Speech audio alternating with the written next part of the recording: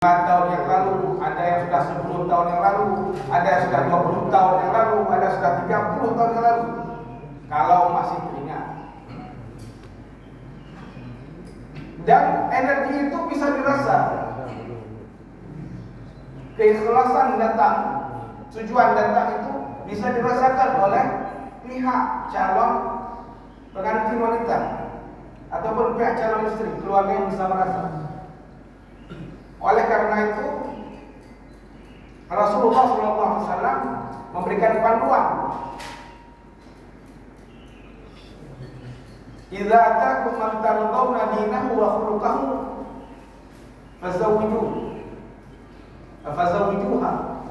Atau kama qala sallallahu alaihi wasallam, jika datang kepada kalian seseorang yang tardawna dinahu, yang kalian rela ataupun rida terhadap din agamanya. Din di sini bukan saja dia seorang muslim, tapi memang dia adalah orang yang baik akhlaknya, dia orang yang sholat, dia bisa baca Quran, dia orang bertanggung jawab. Wa khuluquhu, dan akhlaknya baik kepada orang tuanya, kepada saudaranya, kepada kerabatnya. Maka nikahkan anakmu dengan orang tersebut. Ini adalah satu bentuk pernyataan kepada Rasul sallallahu alaihi wasallam bagaimana bahwa ikhlas itu adalah walaupun bisa dirasa tapi tidak bisa diungkapkan. Tidak mungkin kemudian karena ada orang bilang saya ikhlas lillahi ta'ala. Ini karena Allah saja. Saya kasih tahu informasinya. Ini karena Allah saja yang saya datang ini. Biasanya orang begitu kata orang Mesir mujamalah, ataupun dia berpura-pura, ataupun ingin menghibur saja. Salah menghibur, tidak salah menghibur. Oleh karena itu apa itu ikhlas? Nah, di sini disebutkan oleh Imam An-Nawawi. Ini adalah salah satu ulama ikhlas. Kalau ulama ikhlas, tulisannya ikhlas sampai kepada kata ikhlas pun bisa membuahkan suatu keikhlasan bagi kita. Imam An-Nawawi rahimahullah adalah seorang ulama yang lahir pada abad ke-6 Hijriah, sekitar 800 tahun yang lalu di Damaskus. Seorang ulama mazhab Syafi'i yang berhasil, pernah saya sampaikan di Masjid Istiqamah, yang berhasil mengklasifikasi mana yang disebut ucapan Rasulullah SAW, mana ucapan Imam Syafi'i, mana ucapan para sahabat Imam Syafi'i. Siapa saja yang terkenal 3 orang: Imam Muzani, Imam Buwaiti, dan Rabi' Sulaiman Al-Muradi. Kemudian mana perkataan ataupun pendapat murid-murid ketiga orang yang utama tadi, dan mana murid-murid di bawah yang level keempat yang tadi. Itu semua oleh beliau berhasil diklasifikasi dengan istilah-istilah tertentu. Ada yang disebut dengan ashab, ada yang disebut ashabul wujuh, dan seterusnya. Pembahasan itu. Imam Nawawi adalah seorang yang rela, yang ikhlas dengan Allah Subhanahu wa taala, menuliskan ilmu sampai kepada kita ini kita belajar kitab Mustalahul Arifin. Artinya adalah taman orang-orang yang mengenal Allah Subhanahu wa taala. Paling tidak para orang yang ingin mengenal Allah Subhanahu wa taala. Ini lampunya dari dulu Pak DKM. Ini pilihannya 2. Kalau sudah mengganggu berarti mengerti ataupun sangat mengerti. Ini tantangan bagi membawa tazkirah. Sampai-sampai beliau tidak sempat untuk menikah. Tidak sempat. Saking ikhlasnya kepada ilmu, sampai-sampai tidak sempat untuk menikah. Tidak sempat. Makanya kitab-kitab beliau itu sangat-sangat dipelajari di berbagai negara, bukan saja di Indonesia. Seluruh negara Islam lain dan orang-orang Islam rata-rata punya kitab beliau. Mustalahul Arifin. Kalau kita fikihnya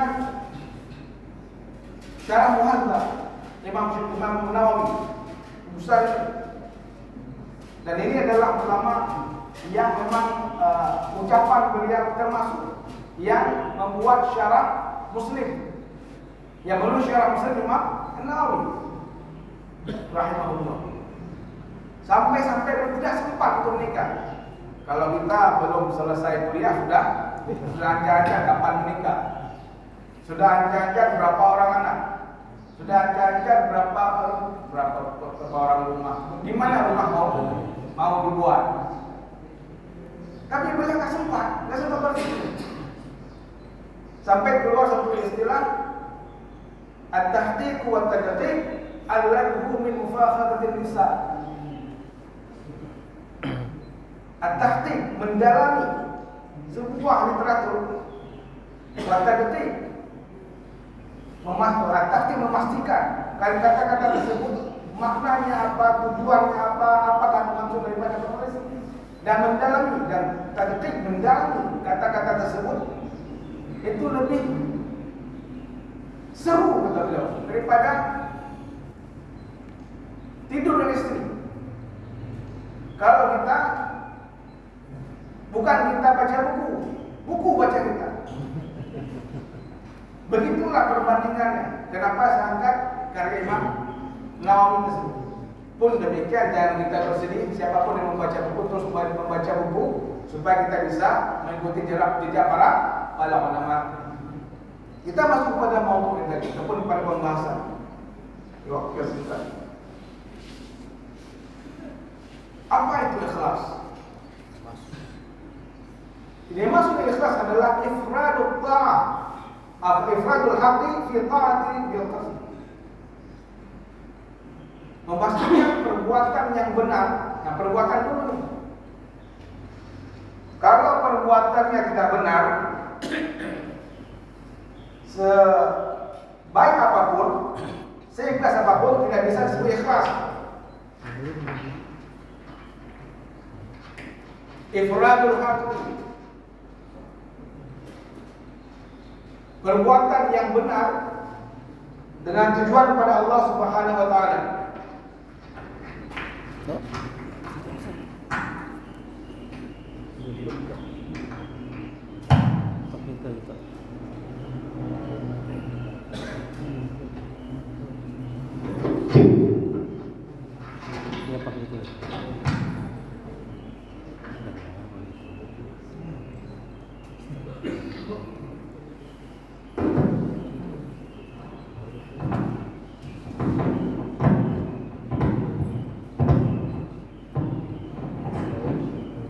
Ifradul haqqi bil qasdi.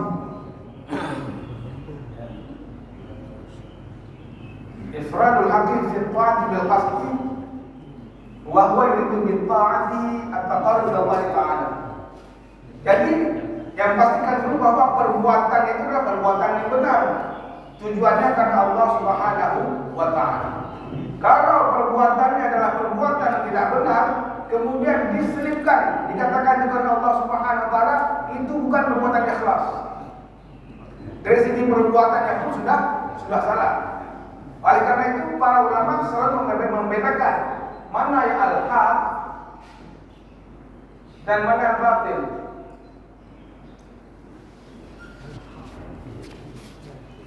Mana yang hak dan mana yang batil.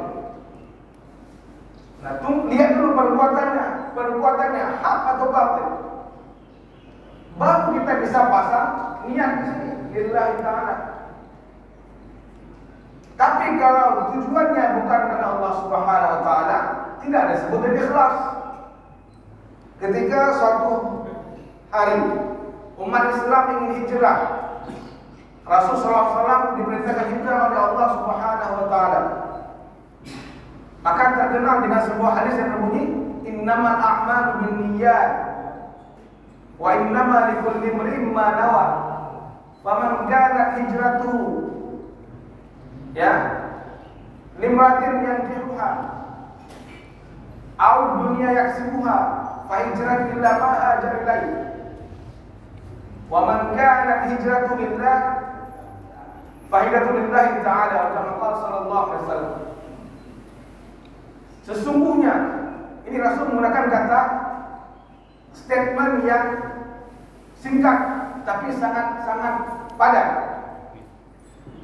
Sesungguhnya semua perbuatan tergantung pada niatnya. Dan bagi perbuatan tersebut efeknya berdasarkan dari niat tersebut.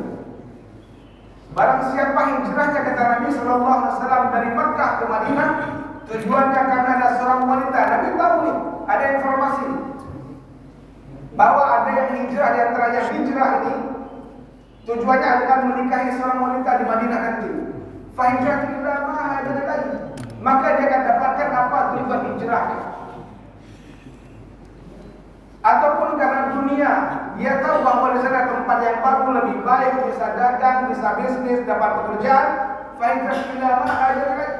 Maka dia akan dapat apa yang dia inginkan tersebut. Tapi kalau hijrah kepada Allah Subhanahu wa taala, maka hijrahnya kepada Allah Subhanahu wa taala. Ada banyak hadis yang lebih tegas lagi menyatakan. Hadis yang qudsi yang maknanya barang siapa yang menginginkan dunia,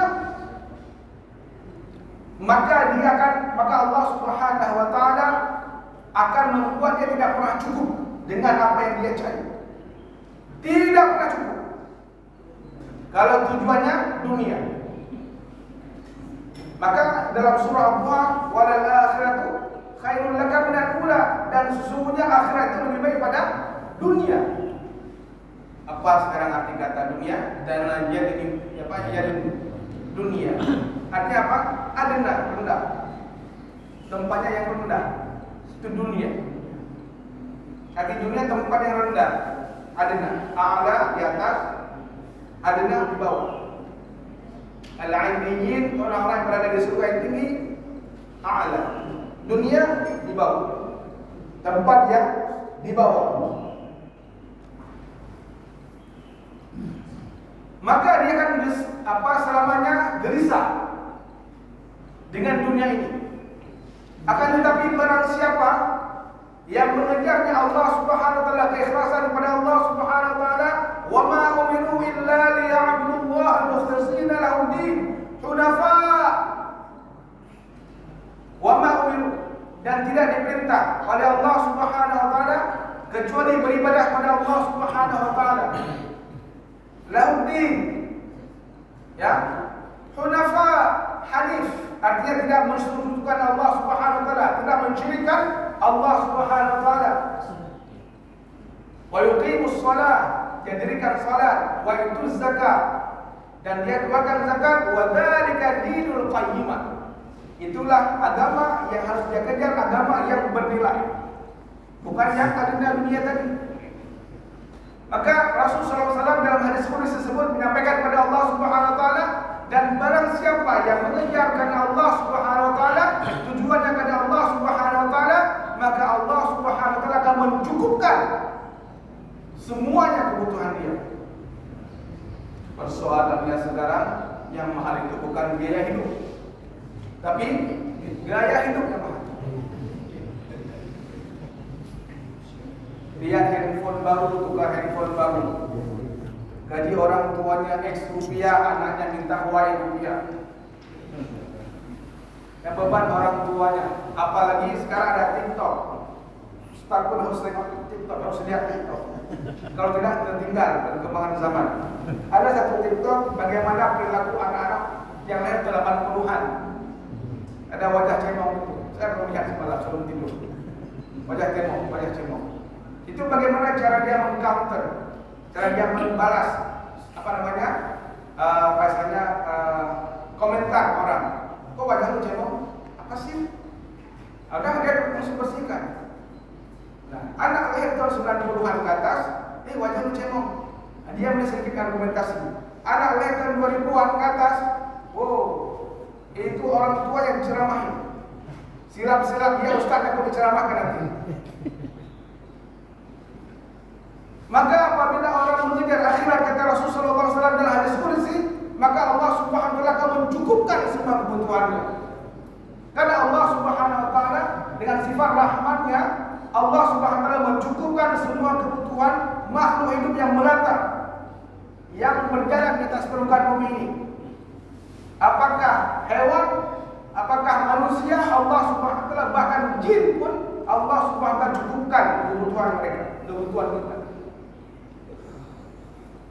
Dan dia tidak akan pernah keluh kesah dalam hidup ini. Karena dia mengejar akhirat, karena Allah Subhanahu wa taala.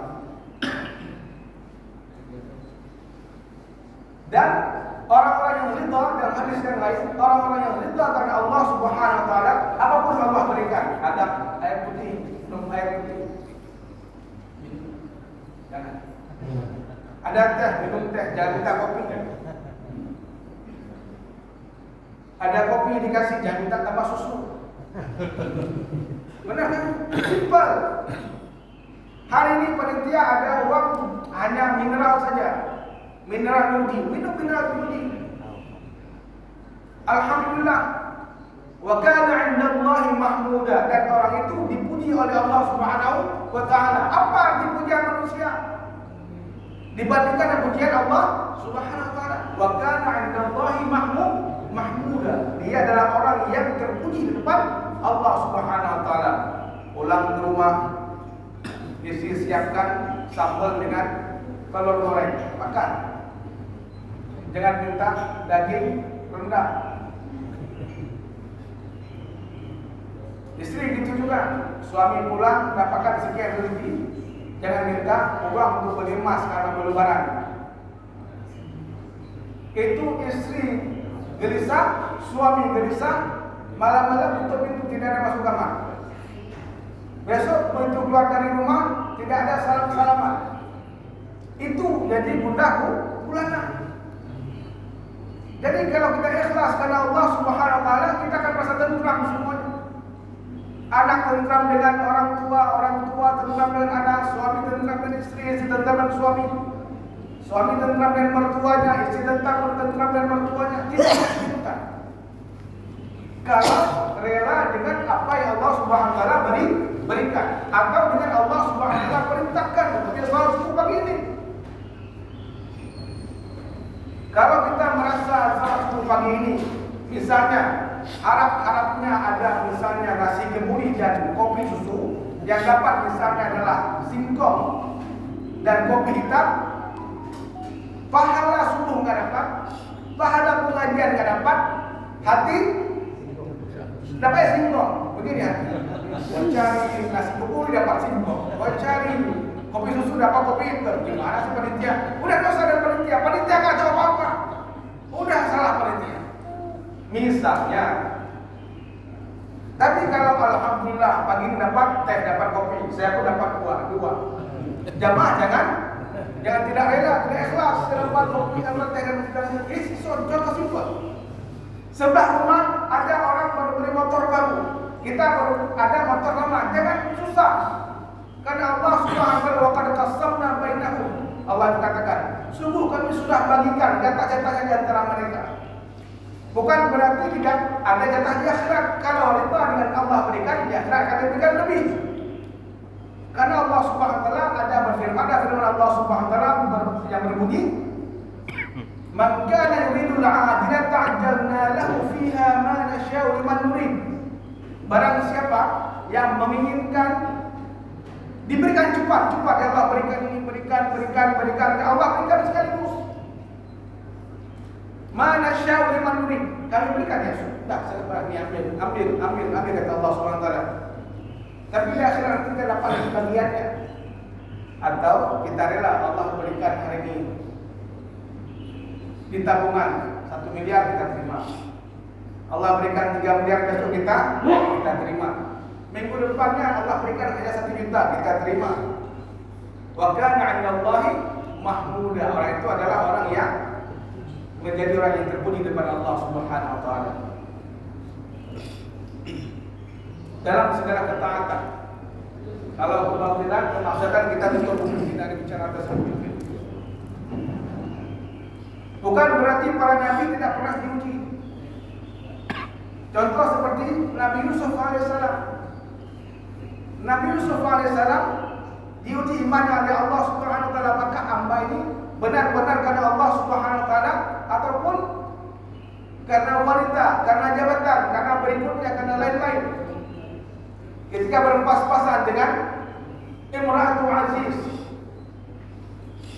ada yang kami sampaikan nama Zulaikha, tapi dalam Quran disebut Imratul Aziz, istrinya penguasa ataupun petinggi negara ataupun raja. Imratul Aziz bahkan dikejar. Qudda bin Qubul, ditarik ke belakang sini. Kalau kita alhamdulillah lah kita sampai juga ditarik ke belakang, kita berbalik. Qudda bin Qubul dilolak sampai kemudian jumpa dengan Aziz tersebut, dengan raja. Kenapa kejadian ini? Bahwa bersaksilah ahli saksi di sana dari mahkamahnya, in kana qamisu qudda min qubulin fasala wa hiya min al-kadhibin. Kalau bajunya ditarik koyak dari belakang, ditarik bekas tarikan dari belakang, maka dia adalah orang benar. Dan wanita itu Imratul Aziz orang yang berdusta. Diuji si Nabi Yusuf alaihissalam, maka benar-benar imannya karena Allah Subhanahu wa taala atau bukan. Demikian juga dalam melaksanakan tugasnya sebagai takmir, sebagai karyawan, sebagai pegawai, sebagai istri, sebagai RT, sebagai RW, sebagai lurah, sebagai camat, sebagai kepala negara. Kita lihat sekarang orang bisa menilai semua kasus yang terjadi di negara ini, A, B, C sampai sekarang, sampai munculnya Jordan itu kan melihat sekarang apakah selama ini keikhlasan itu ada, ataupun itu karena dunia yusibuha, atau karena tuntutan dia pada dunia.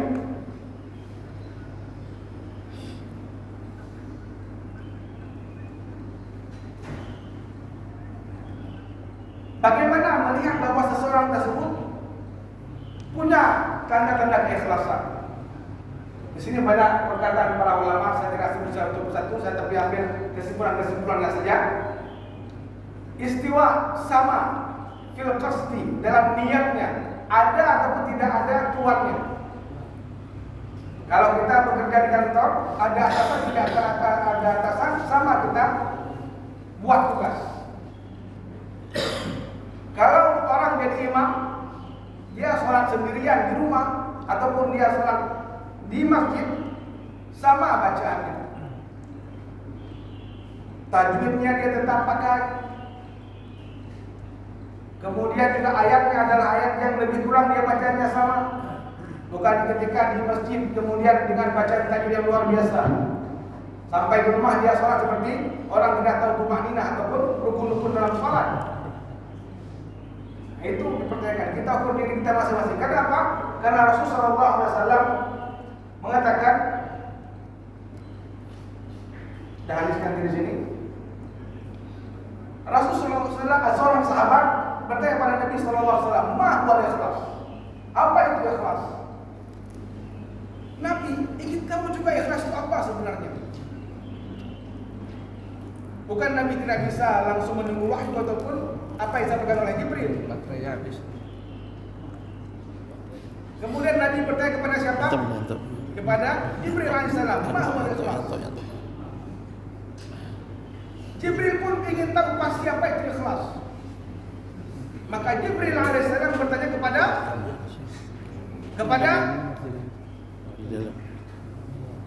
pada siapa juga tanya? Gak mungkin naik balik pada Nabi. Kata Nabi, gua tanya lu tanya gua gitu kan.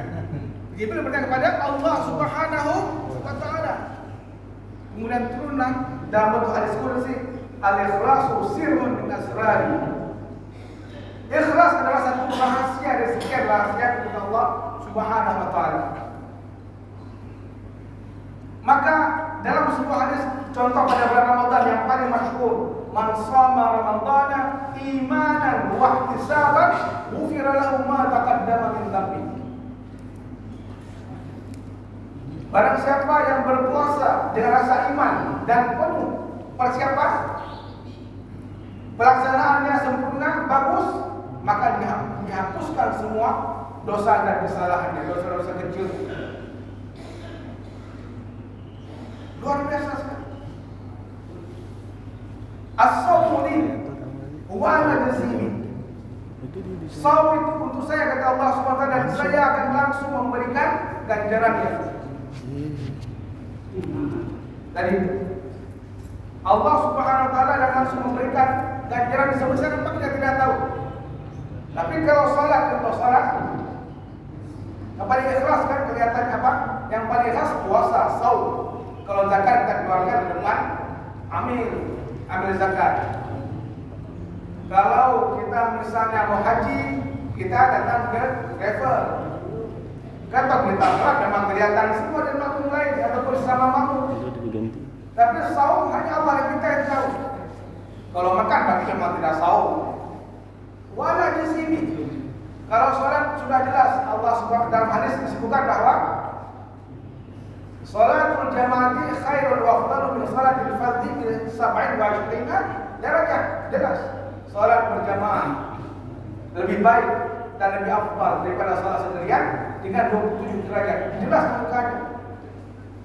Kalau kita sholat di Masjid Haram sekian kali, 100.000 kali lipat pahala daripada sholat di masjid biasa.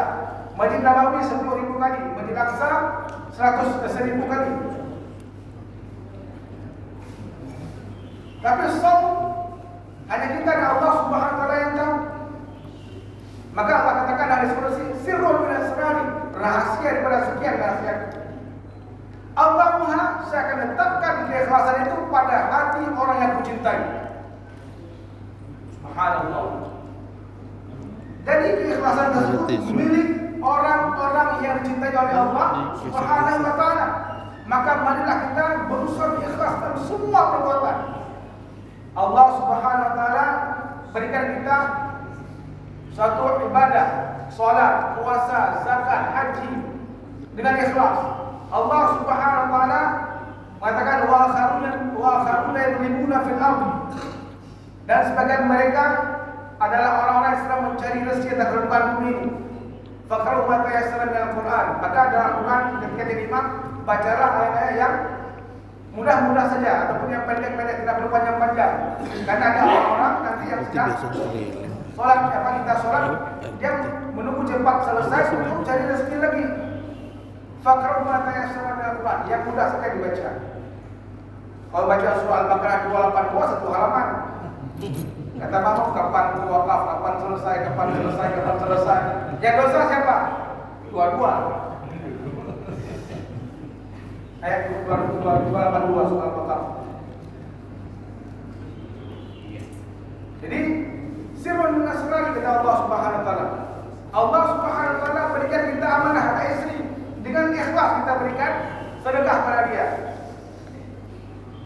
Dan apa yang kau berikan di mulut istrimu, apakah dalam makna yang zahir kita suapin istri, ataupun makna yang batin kita berikan rezeki dia, kita transfer uang dia, kita berikan gaji pada dia, itu pun sedekah. Harus ikhlas. Kalau tidak ikhlas begini dalam hati, akibatnya sakit jantung, sesak nafas, masuk ICU, berangkat. Tapi kalau ikhlas pada Allah Subhanahu wa taala, kita bisa senyum, istri bisa senyum, walaupun sudah usia senja, senyum sajalah. Walaupun ini sudah ompong, senyum saya pun cantik juga nampaknya. Kau saya kiri kanan. Karena nggak mau juga kada ompong. Tapi kalau kita ikhlas pada Allah Subhanahu wa taala, itu kan terasa ringan semua itu. Maka Allah Subhanahu wa taala mengatakan dalam diskusi, dia akan dicukupkan oleh Allah Subhanahu wa taala. Dan boleh jadi dia akan mendapatkan lebih daripada dia perkirakan. Contoh, ada orang yang travel ataupun dia membawa jamaah haji. Allah Subhanahu wa taala mengatakan atau berfirman pada surah Al-Baqarah pada buka halaman 31. Laisa a'udzu billahi minasyaitonir rajim. Laisa 'alaikum junahun an tabtaghu fadlan min rabbikum. Tidak berdosa, tidak salah kalau kalian ingin cari rezeki di tanah suci. Tapi tujuan pertama berangkat tanah suci adalah untuk karena Allah Subhanahu wa taala, bukan mencari rezeki di sana. Boleh ke sana misalnya di sini bawa dagangan lewat di cukai, terus kita jual di sana, ataupun beli barang di sana. Biasa orang Indonesia cari lintah, minyak lintah, pulang pun turun. Jangan salah bayangkan, turun ke 1.000. Dapat hasilnya, boleh. Tapi niat pertama datang ke Baitullahil Haram untuk haji kepada Allah Subhanahu wa taala. Jadi kalau kita ingin hidup kita ini adalah dekat dengan Allah Subhanahu wa taala dan Allah cinta kepada kita, maka kita harusnya ikhlas. Ikhlas bukan saja dalam kondisi kita terpuruk ataupun sedang diuji. Dalam kondisi ujian yang satu lagi, ujian berada di atas, itu pun Allah Subhanahu wa taala akan melihat ikhlasan kita. Seperti Nabi Sulaiman alaihissalam, itu adalah orang yang tidak pernah punya saingan untuk kekayaannya. Dan mungkin ada saingan.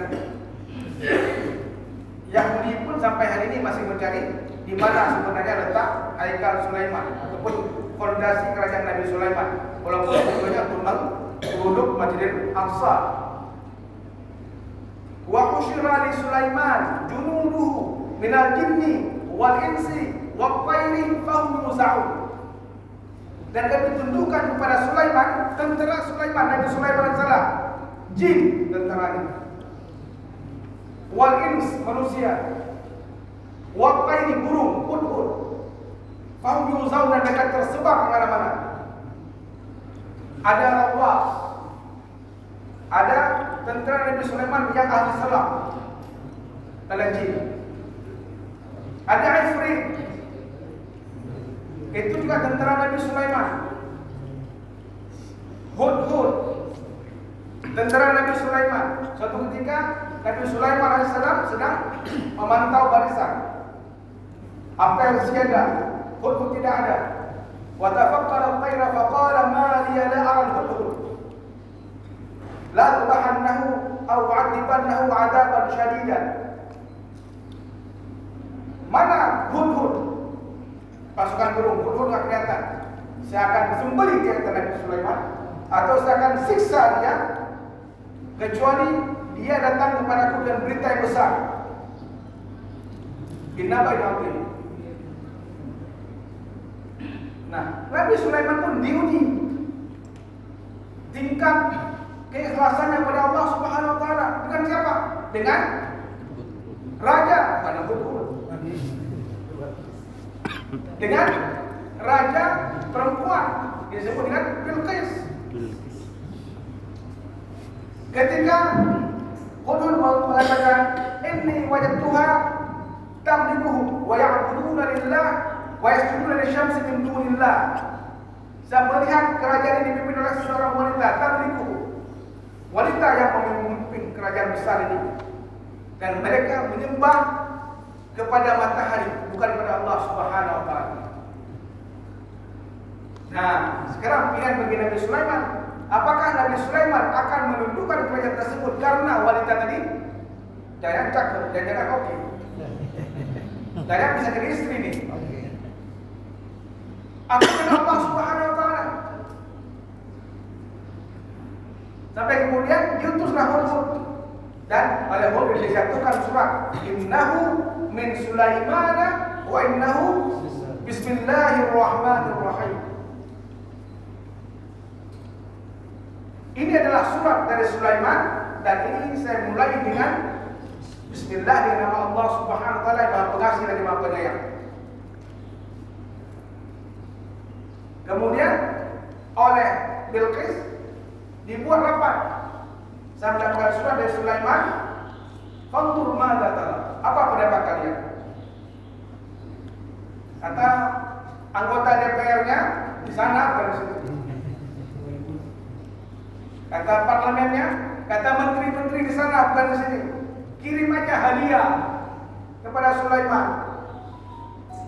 Kita lihat apa yang akan jadi responnya Sulaiman. Mata yang jauh, apa respon mereka? Tapi raja perempuan ini Bilqis mengatakan, innal muluka idza dakhalu qaryatan afsaduha wa ja'alu 'izzata ahliha adillah wa kadzalika yaf'alun. Apabila kerajaan besar, dakhalu qaryatan, masuk dalam sebuah tempat.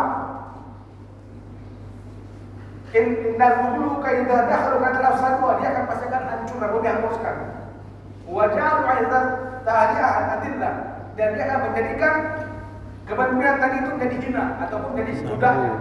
Bahkan dia kalau demikian supaya makan berbuat pada kita. Dikirim juga hadiah tadi karena mendengar ucapan menteri dan DPR. Mungkin rajanya di sana pintar, cuma ingin memberikan kesempatan bagi anggota-anggota parlemennya ataupun pemerintahannya. Dikirim kepada Nabi Sulaiman. Apakah Nabi Sulaiman terpedaya? Tidak. Tapi kemudian Ifrit mengatakan, saya akan datangkan singgasana Bilqis sebelum engkau bangun dari dulu. Tapi seorang ahli, rajulun mukminun dari ahli kitab, seorang mukmin beriman pada Allah Subhanahu wa taala, yang beriman pada Alkitab, pada Al-Qur'an. Kalau kita sekarang pada itu adalah kitab Taurat. Saya akan datangkan kerajaannya ataupun singgasananya sebelum bangsa tersebut. Jadi lebih tinggi ilmu orang beriman pada Allah Subhanahu wa taala pada Ifrit. Datang Bilqis. Dia nggak tahu kalau Nabi Sulaiman punya istana itu di bawahnya kawarir. Jadi transparan, kacanya transparan, di bawahnya ada air. Bilqis angkat, roknya kelihatan persis. Nah, apakah sampai pada posisi tersebut masih karena Allah Subhanahu wa taala atau goyang nih? Raja besar. Kalau yang datang bukan raja besar, maaf orang biasa seperti kita, ya ramai. Tapi raja besar, maksudnya banyak orang begitu. Tapi raja besar perempuan datang, tersingkap. Wah, kalau sekarang jadi berita medsos, viral. Tapi Nabi Sulaiman tetap pada Allah Subhanahu wa taala sampai Bilqis kemudian aslamtu ma'a Sulaimana lillahi rabbil alamin. Sampai Bilqis mengatakan saya beriman kepada Sulaiman karena Allah Subhanahu wa taala. Karena kalau kita tidak beriman, tidak kuat berpegang pada Allah Subhanahu wa taala, silap-silap kita, salah-salah kita terbawa arus. Demikian ibrah daripada Al-Qur'an, daripada hadis yang pada masa sekarang bisa kita terapkan untuk diri kita, keluarga kita, sanak saudara kita dan masyarakat kita. Kenapa bangsa ini terpuruk? Majunya juga ada, tantangannya lah besar sekali. Kita lihat pada diri kita masing-masing. Mungkin tidak perlu kita lihat kepada orang yang di atas di luar sana. Seperti Ali karamallahu wajhah, dikondem ataupun dikritik oleh masyarakatnya. Kenapa pada masa engkau wahai Imam Ali seperti sekarang kondisinya? Imam Ali dengan bijaksana mengatakan apa? Ketika Rasulullah memimpin, ketika Abu Bakar memimpin, ketika Umar memimpin, ketika Utsman memimpin, masyarakatnya seperti saya kualitasnya.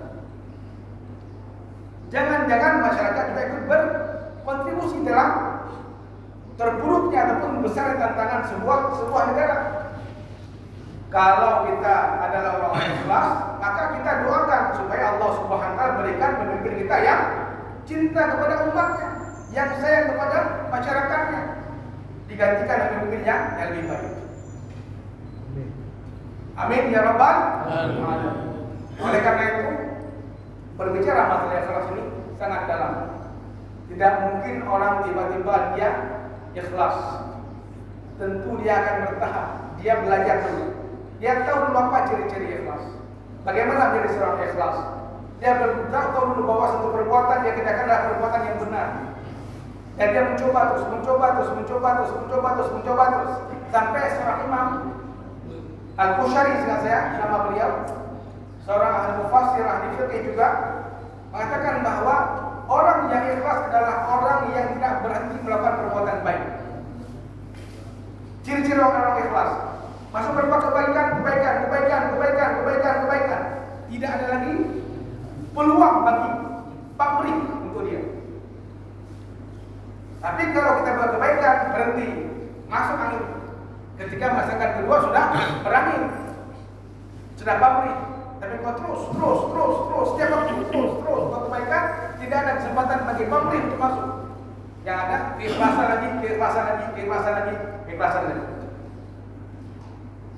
Nah, dalam kesempatan ini sebenarnya keikhlasan itu Allah Subhanahu wa taala berikan dalam hati kita untuk meringankan hidup kita. Meringankan langkah kita dalam segala perbuatan. Allah ingin meringankan langkah kita. Karena kalau kita berbuat lillahi ta'ala tidak ada beban. Tidak ada beban. Yang tadi kan yang mahal itu adalah beban hidup. Gaya tadi, bukan biaya hidup. Biaya hidup itu standar. Yang mahal gaya hidup ataupun beban gaya hidup. Itu kan beban gaya hidup. Termasuk beban jadi imam. Kalau karena tadi itu menyenangkan makmum supaya suara bagus, untuk menyenangkan orang, gaya hebat, bisa baca Quran segala macam jadi imam, beban. Salah sekali baca ayat, muter nggak ketemu lagi. Tapi kalau salah pun, karena ketika Allah Subhanahu wa taala ganti dengan ayat lain, nggak ada beban. Karena Allah bukan karena makhluk. Yang maha kan gengsi. Salah nih, baca doang, doanya kan jual aja. Gengsi. Termasuk beban kita ketika ada orang yang pernah berbuat zalim kepada kita. Ikhlas enggak? Apa itu ikhlas? Ikhlasan. Artinya apa? Melepaskan, memberikan. Ada satu makna tersebut. Akhlas. Biarkan. Ya udah. Karena sifat ikhlas tersebut ataupun menyerahkan pada Allah Subhanahu wa taala akan meringankan beban kita juga. Nah, ini tuh ibu. Nah, diam. Jangan kena kopi dan diam. Pak, saya sampaikan nih. Mau nggak ringan dalam hidup? Mungkin selama ini ada beban-beban ketika bekerja, menjadi pegawai, ketika berdagang, bermuamalah dengan customer ataupun pembeli, dengan istri, dengan suaminya, suami dan istrinya. Mau nggak saya kasih satu tips untuk meringankan beban kita semua? Ini agak motivator sedikit. Sekarang, nah boleh kau minum teh kopi dulu, kemudian saya akan minta waktu sebentar. Kita praktek balik. Oke, siap? Siap. Sekarang pejamkan mata, semua pejamkan. Pejam mata, dan memang pejam mata. Kalau belum pejam mata sebelum ini. Pejam mata. Silakan pejam mata. Pejam mata dan bayangkan masa lalu kita dulu. Masa lalu dari pertama lahir kecil, berteman, masuk sekolah, kemudian masuk kuliah ataupun merantau, jadi pegawai, berkeluarga, punya anak, seterusnya punya paman, punya bibi, punya orang tua, punya kerabat. Ketemu satu perbuatan yang paling besar yang tidak menyenangkan. Bayangkan wajah orang tersebut. Bayangkan wajahnya, wajah ini bayangkan. Bayangkan wajah, makin jelas, makin terang, makin kelihatan orang. Tatap wajah orang tersebut. Tatap wajah. Berdiri di depan. Hadirkan dia di depan wajah Bapak Ibu sekalian. Sekarang peluk serat-serat. Peluk dia serat-serat. Katakan kepada dia, bisikan di telinganya, saya maafkan. Saya sayang kepada kamu. Saya cinta kamu kepada Allah Subhanahu wa taala. Sekarang biarkan dia pergi perlahan. Sampai dia pergi. Dia sudah pergi. Dia pergi makin menjauh, makin menjauh, makin menjauh sampai tidak kelihatan.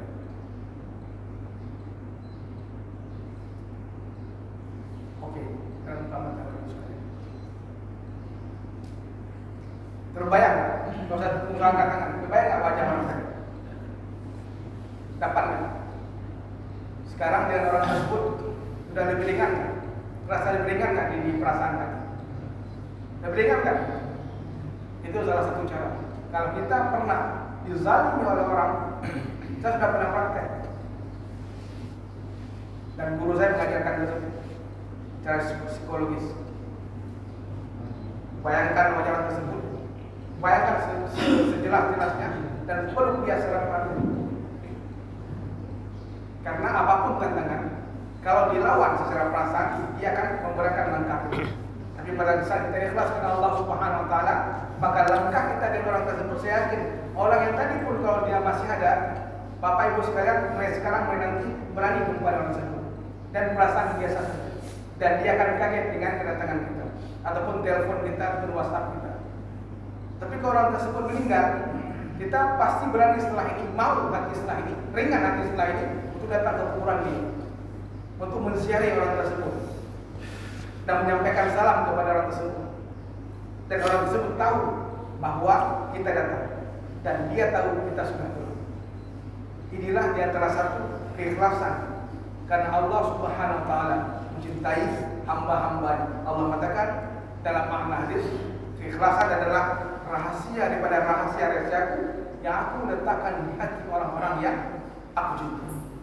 Semoga dengan keikhlasan ini menjadi ringan kita pada Allah Subhanahu Wa Taala, menjadi ringan kita dengan makhluk-makhluk Allah Subhanahu Wa Taala, sehingga benar-benar tujuan kita ibadah kepada Allah Subhanahu Wa Taala.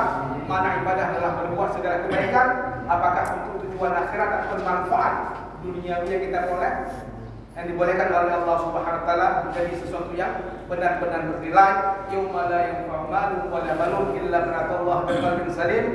Pada hari yang tidak bermanfaat, pada hari itu anak dan kekayaan, jabatan segala macam, kecuali datang kepada Allah Subhanahu Wa Taala dan hati yang bersih, ikhlas kepada Allah Subhanahu Wa Taala. Hadanallahu wa iyyakum ajma'in wal 'afu minkum. Semoga bermanfaat menjadi tazkirah bagi saya selaku membawa tazkirah pada hari ini dan bermanfaat untuk Bapak semuanya. Mohon maaf apabila ada perkataan ucapan yang kurang sesuai pada tempatnya.